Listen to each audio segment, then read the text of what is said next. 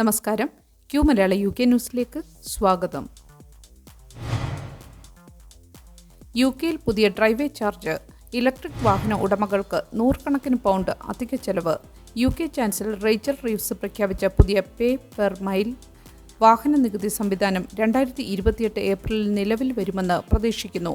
Electric വാഹനങ്ങൾക്ക് മൈലിന് 3 പെൻസും plug in ഹൈബ്രിഡുകൾക്ക് 1.5 പെൻസും നിരക്കായിരിക്കും. ഒരു വർഷം 8500 മൈൽ ഓടിക്കുന്ന ഒരു EV ഡ്രൈവറിന് 255 പൗണ്ട് അധിക ചെലവ് വരും. കൂടുതൽ ദൂരം സഞ്ചരിക്കുന്നവർക്ക് ചെലവ് കൂടുതലായിരിക്കും. ഇത് വാഹന ഇന്ധന നികുതിയുടെ പകരം വരുന്നതാണ്.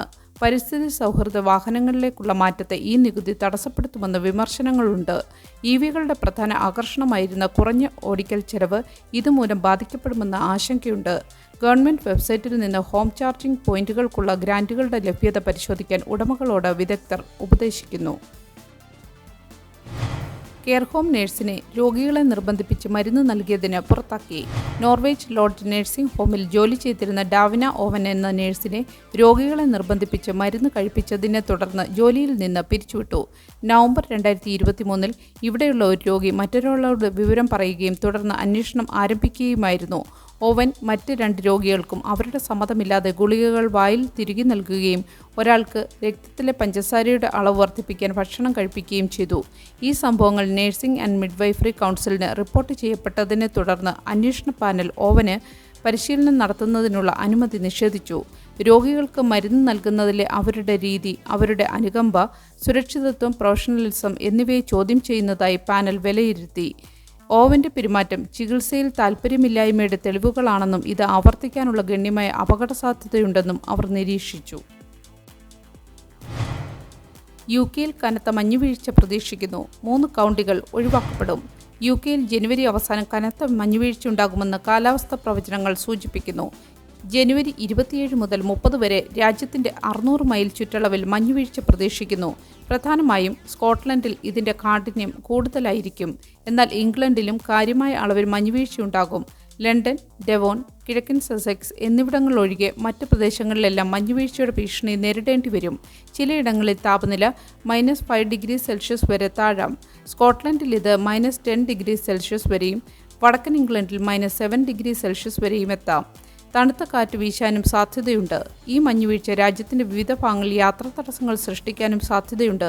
ജനങ്ങൾ ജാഗ്രത പാലിക്കണമെന്നും കാലാവസ്ഥാ മുന്നറിയിപ്പുകൾ ശ്രദ്ധിക്കണമെന്നും അധികൃതർ അറിയിച്ചു. ടിക്ടോക്ക് ജീവനക്കാർ യൂണിയൻ ബേസ്റ്റിംഗ് കാരണം നിയമ നടപടിക്ക്. UK-യിലെ ടിക്ടോക്ക് ജീവനക്കാർ തങ്ങളുടെ തൊഴിൽ അവകാശങ്ങൾ നിഷേധിക്കപ്പെട്ടതിനെതിരെ നിയമ നടപടി ആരംഭിച്ചു. നൂറുകണക്കിന് ജീവനക്കാരെ അവർ ഒരു യൂണിയൻ രൂപീകരിക്കുന്നതിന് മുമ്പ് പിരിച്ചുവിട്ടത് യൂണിയൻ ബേസ്റ്റിംഗ് ആണെന്ന് അവർ ആരോപിക്കുന്നു. തീവ്രവും അക്രമാസക്തവുമായ ഉള്ളടക്കങ്ങൾ പരിശോധിക്കുന്നതിൻ്റെ മാനസിക സമ്മർദ്ദം ലഘൂകരിക്കുന്നതിനും തങ്ങളുടെ തൊഴിൽ സാഹചര്യങ്ങൾ മെച്ചപ്പെടുത്തുന്നതിനും വേണ്ടിയാണ് അവർ യൂണിയൻ രൂപീകരിക്കാൻ ശ്രമിച്ചത്. ടിക്ടോക്ക് തങ്ങളുടെ ആഗോള പുനഃസംഘടനയുടെ ഭാഗമായാണ് പിരിച്ചുവിടൽ നടത്തിയതെന്നും കൂടുതൽ ജോലികൾ ഓട്ടോമേറ്റ് ചെയ്യാൻ AI ഉപയോഗിക്കുന്നതുകൊണ്ടാണെന്നും വിശദീകരിക്കുന്നു. എന്നാൽ ഈ നടപടി നിയമവിരുദ്ധമാണെന്നും ജീവനക്കാരുടെ അവകാശങ്ങൾ ലംഘിക്കുന്നതാണെന്നും യൂണിയൻ വൃത്തങ്ങൾ ആരോപിക്കുന്നു. ഉള്ളടക്ക മോഡറേറ്റർമാർ ലോകത്തിലെ ഏറ്റവും അപകടകരമായ ജോലികളിൽ ഒന്നാണെന്നും അവർ കുട്ടികൾ ഉൾപ്പെടെയുള്ള ഉപയോക്താക്കളുടെ സുരക്ഷ ഉറപ്പാക്കാൻ പ്രവർത്തിക്കുന്നുവെന്നും ചൂണ്ടിക്കാണിച്ചു. ട്രാൻസ് വിഭാഗത്തിലുള്ള ജീവനക്കാരുടെ സൗകര്യങ്ങൾ പങ്കിട്ടതിൽ നഴ്സുമാരുടെ അന്തസ്സ് ലംഘിച്ചതായി ട്രിബ്യൂണൽ വിധി. ഡാർലിംഗ്ടൺ മെമ്മോറിയൽ ഹോസ്പിറ്റലിലെ 8 വനിതാ നഴ്സുമാർക്ക് അവരുടെ ലിംഗഭേദത്തെ മാനിക്കാതെ ഒരു ട്രാൻസ്ജെൻഡർ വ്യക്തിയുടെ ചേഞ്ചിങ് റൂം സൗകര്യം പങ്കിടേണ്ടി വന്നത് അവരുടെ അന്തസ്സ് ലംഘിച്ചതായി തൊഴിൽ ട്രിബ്യൂണൽ കണ്ടെത്തി. റോസ് ഹെൻഡേഴ്സൺ എന്ന ട്രാൻസ്ജെൻഡർ പുരുഷനായി ജനിച്ചെങ്കിലും സ്ത്രീയായി സ്വയം തിരിച്ചറിയുന്ന വ്യക്തിയാണ് റോസ്. സ്ത്രീകൾക്ക് മാത്രമായുള്ള ചേഞ്ചിങ് റൂം സൗകര്യം റോസ് ഉപയോഗിക്കുന്നതിനെതിരെ പരാതി നൽകിയതിന് തങ്ങളെ മാനേജ്മെൻറ്റ് ശിക്ഷിച്ചതായി നഴ്സുമാർ ആരോപിച്ചു. County Durham and Darlington NHS foundation trust നഴ്സുമാർ അവരുടെ സഹപ്രവർത്തകയെ അപമാനിച്ചുവെന്ന് ആരോപിച്ചു.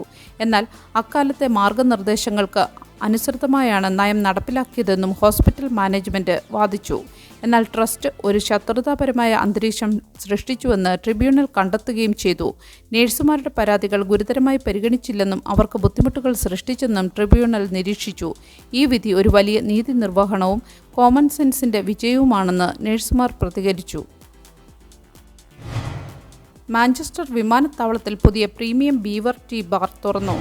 മാഞ്ചസ്റ്റർ വിമാനത്താവളത്തിന്റെ ടെർമിനൽ 2-ൽ പുതിയ പ്രീമിയം ബീവർ ടീ ബാർ തുറന്നു.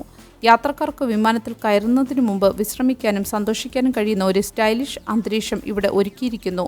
വിമാനത്താവളത്തിന്റെ പുനർനിർമ്മാണത്തിന്റെ ഭാഗമായി തുറന്ന ഈ ബീവർ ടീ ബാർ മിക്സറുകളും ലോകോത്തര നിലവാരമുള്ള സ്പിരിറ്റുകളും ഉപയോഗിച്ചുള്ള പാനീയങ്ങൾ വാഗ്ദാനം ചെയ്യുന്നു.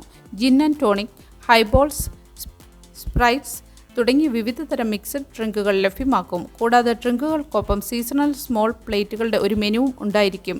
ടെർമിനൽ 2-ന്റെ നവീകരണം ഏതാണ്ട് പൂർത്തിയായി വരുന്നതിനിടയിലാണ് ഈ പുതിയ സൗകര്യം തുറന്നത്. യാത്രക്കാർക്ക് മികച്ച അനുഭവം നൽകാൻ ലക്ഷ്യമിട്ടാണ് ഈ സജ്ജീകരണം. എഡിൻബർഗ് വിമാനത്താവളത്തിൽ 2022-ൽ ആരംഭിച്ച സമാനമായ ഒരു ബീവർ ടീ ബാർ ഏറെ ശ്രദ്ധിക്കപ്പെട്ടിരുന്നു. വ്യാജ ഡ്രൈവിംഗ് ഇൻസ്ട്രക്ടർ 50 പേരെ ടെസ്റ്റ് പാസ്സാക്കിയതായി കണ്ടെത്തി.